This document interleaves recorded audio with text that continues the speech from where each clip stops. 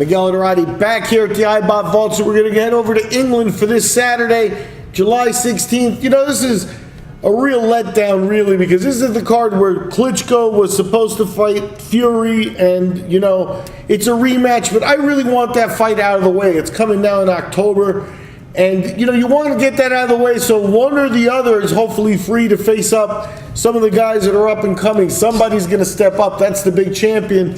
And right now, everything's in a holding pattern, waiting to see if Fury, you know, cements putting Klitschko away, or if things get even more confused in the heavyweight division. You know, along with some of the other steroid problems and things popping up all over it, you know, this delay was just a big letdown. But the Ice Arena in Wales is hosting boxing this weekend. Nice card anyway. A lot of fights.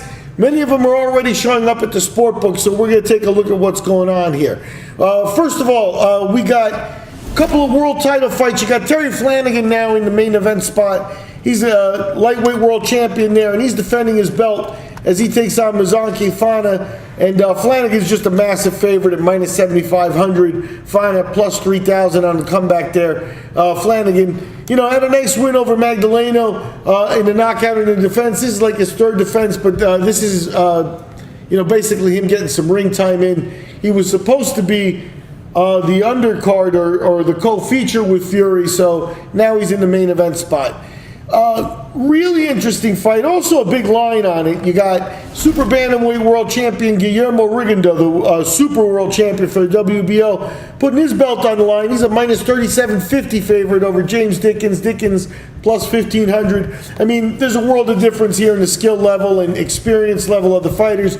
Unless Father Time's going to catch Rigondeaux and he's 35 and keeps himself in good shape, I don't think that's the case. He should be head and shoulders above Dickens. What the promoters are trying to do here, you get Rigondeaux to do his debut in England, and now all of a sudden he's available maybe for Carl Frampton fight on the return, or even Scott Quigg or some of the other guys in the lower weight classes that might have their sights set on Rigondeaux. So that makes for an interesting fight. And then the only really interesting line on the card available now, and like I said, some of these fights will pop up later at the sport books, but you got regional title action as Gary Corcoran takes on Liam Williams. Williams defending a couple of his belts, the British title and a Commonwealth title there at Super Welter. And Williams a minus 325 favorite, with Corcoran paying back at plus 250.